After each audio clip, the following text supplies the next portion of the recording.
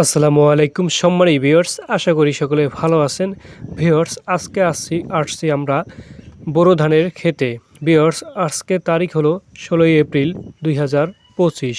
Viewers, বিগত 10 বছরে যে ফসল হয়েছে তার চেয়ে এবছরে ফলন ভালো হয়েছে কৃষকের মুখে শোনা যায়। তো ভিউয়ার্স, এবছর বাম্পার ফলন হয়েছে। ভিউয়ার্স, এবছরে আবহাওয়া অনুকূলে থাকায় এবং ঝড় বৃষ্টি কম হওয়ায় বাম্পার ফলন হয়েছে বোরো ধানে। তো ভিউয়ার্স, ধান কিন্তু পাকা শুরু করেছে। তো কত পার্সেন্ট ধান পাকলে ধান কাটা যায় এবং ধান পাকার আগ মুহূর্তে করণীয় কী সে সম্পর্কে এখন আপনাদের সাথে বিস্তারিত আলোচনা করব। তো সঙ্গেই থাকুন। আসসালামু আলাইকুম সম্মানিত ভিউয়ার্স, আশা করি সকলে ভালো আছেন। ভিউয়ার্স, আজকে আমি আপনাদের সাথে আলোচনা করব ধান পাকার আগ মুহূর্তে করণীয় কী। ভিউয়ার্স, ধান পাকার আগ মুহূর্তে সঠিক পদক্ষেপ গ্রহণ করলে ফসলের মান ও পরিমাণ বৃদ্ধি পায়। তো ভিউয়ার্স, এ সম্পর্কে বিস্তারিত আলোচনা করব এখন। ভিউয়ার্স, সর্বপ্রথমে ফসল পাকার সময় যে সঠিক পদক্ষেপগুলো আছে এগুলো কিন্তু সঠিক সময় আপনাকে নিতে হবে, না হলে কিন্তু বিশাল ক্ষতি হয়ে যাবে। তো ভিউয়ার্স, ধান পাকার সঠিক সময় নির্ধারণ করতে মাঠে গিয়ে শীষের অগ্রভাগের শতকরা 80% ধান শক্ত হয়েছে কিনা পরীক্ষা করতে হবে।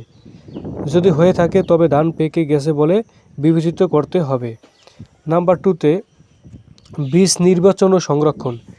যে জমির ধান রোগমুক্ত, আগাছামুক্ত এবং ভালোভাবে পেকেছে সেই জমির ধান বীজ হিসাবে নির্বাচন করুন। বীজ সংগ্রহের আগে বীজজাতীয় গাছ ও রোগাক্রান্ত গাছ অপসারণ করতে হবে। এরপর ধান কেটে আলাদা মাড়াই, ঝাড়াই ও বাছাই করে রোদে শুকিয়ে সংরক্ষণ করতে হবে।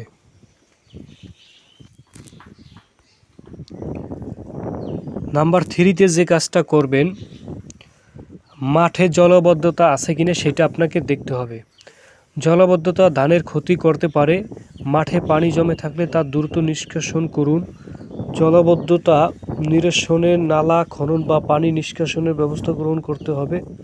তারপরে নাম্বার 4-এর যে বিষয়টা এখানে উল্লেখ করেছি সেটা হলো বৃষ্টি ও ঝড়ের পূর্বে প্রস্তুতি।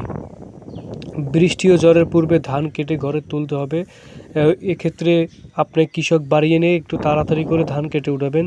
যদি তা সম্ভব না হয় তবে মাড়াইয়ের জন্য বিড়ি উদ্বোধিত মাড়াই যন্ত্র যেমন রিপার আছে, হেড ফিট আছে, তারপর আপনার দেখা যায় হারভেস্টার মেশিন আছে বা মিনি কম্বাইন হারভেস্টার ব্যবহার করতে হবে। এই জাতীয় যে মেশিন আছে সেগুলো দিয়ে যদি আপনারা ধান কাটেন তাহলে দেখা যাবে যে দ্রুত হয়ে যাবে। নাম্বার 5-এ যে বিষয়টা হলো সেটা হলো শ্রমিক।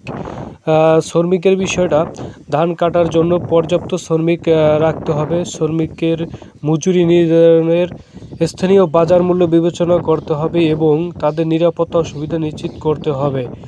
দেখা যায় ধান কাটার সময় সব জায়গায় প্রায় লোক প্রয়োজন, একসাথে সব জায়গায় ধান পাকে, যার কারণে কিন্তু শ্রমিকের বিশাল একটা সংকট হয়ে যায়। আমরা কিন্তু কৃষক, ঠিক আছে, ধান কাটার জন্য পাই না একেবারে বলতে গেলে চলে। তো পাওয়া খুবই কষ্টকর হয়ে যায়। তো এই সময় আগে থেকেই আপনারা কি করবেন, কৃষক দেখা যায় রেডি করে রাখবেন, তাহলে আপনাদের ধান কাটতে সুবিধা হবে। এরপরে যে সাবজেক্টটা আছে, দেখা যায় ধান কাটে আপনি উঠাবেন, উঠানোর পরে যে কাজটা আপনার হবে সেটা হলো মাঠে বা উঠানে ধান মাড়াই করার জন্য পরিষ্কার পরিচ্ছন্ন স্থান নির্বাচন করতে হবে। কাঁচা খলায় সরাসরি ধান মাড়াই করার সময় চাটাই চট বা পলিথিন বিছিয়ে নিন। মাড়াইয়ের পর ধান অন্তত 4 থেকে 5 বার রোদে শুকিয়ে নিতে হবে। ভালোভাবে শুকানোর পর ধান ঝেড়ে গোলাজাত বা সংরক্ষণ করতে হবে। তো ভিউয়ার্স, এই পদক্ষেপগুলো অনুসরণ করলে ধানের ফলন বৃদ্ধি পাবে এবং কৃষকরা লাভবান হবে। তো ভিউয়ার্স, আরও যে কাজটা করবেন, যখন দেখা যায় অনেক সময় আছে যে আপনার ওই যে দেখা যায় আবহাওয়া অধিদপ্তর থেকে ঝড়ের কিংবা বৃষ্টির পূর্বাভাস দিয়ে থাকে। তো সেই ক্ষেত্রে আপনারা যে কাজটা করবেন, এরকম ধরনের যদি কোনো পূর্বাভাস দিয়ে থাকে সেক্ষেত্রে ধান যদি 75%ও পাকে, যারা নামা অঞ্চলে আছেন, হাওর অঞ্চলে আছেন, তারা কি করবেন, ধান অতি দ্রুত কেটে তারপরে উপরে উঠাই ফেলাইবেন। কারণ হঠাৎ করে যদি দেখা যায় অতিরিক্ত ঝড় বৃষ্টি হয় তাতে কিন্তু দেখা যায় মাঠে পানিতে তলিয়ে যেতে পারে, এতে কিন্তু আপনার ধান পানির নিচে চলে যাবে। তো তখন কিন্তু আপনি দেখা যায় ধান উঠাতে পারবেন না। আর ভিউয়ার্স, ধান খাড়া থাকা অবস্থায় ধান যদি আপনি কাটতে পারেন সেটা কিন্তু সবচাইতে ভালো হয়। ধান বন্যায় বা বৃষ্টিতে পড়ে গেলে তখন কিন্তু অনেক ধান ক্ষতি হয়ে যায়, ধানে গছ হয়ে যায়। এই জিনিসটা কিন্তু অবশ্যই আপনাদের খেয়াল রাখতে হবে। তো ভিউয়ার্স, আজকে এই পর্যন্ত। আশা করি বিষয়টা বুঝতে পারছেন। ধন্যবাদ সকলকে। তো ভিউয়ার্স, আপনারা যে ধানটা এখন দেখতে পাচ্ছেন স্ক্রিনে, এটা হলো যে আপনার জনকরাজ ধান।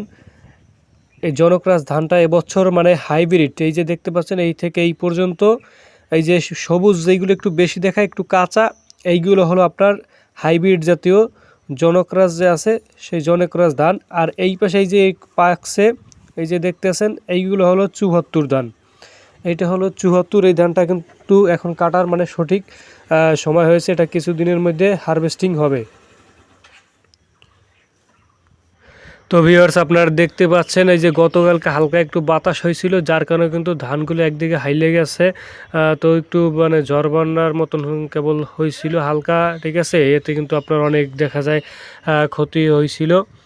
তো হঠাৎ করে কিন্তু ঝড় বন্যা বৃষ্টি হয়, এতে কিন্তু ধানের অনেক ক্ষতি হয়। তো যাদের ধান অতিরিক্ত পাকছে বা শতকরা ৮০% পাইকে গেছে, তারা কিন্তু অতি দ্রুত ধান কাইটে তারপরে আপনারা উঠাই ফেলাইবেন, এতে কিন্তু আপনাদেরই ভালো হবে। তা নাহলে কিন্তু বৃষ্টি হলে কিন্তু অনেক পরিশ্রম হয় ধান উঠাতে।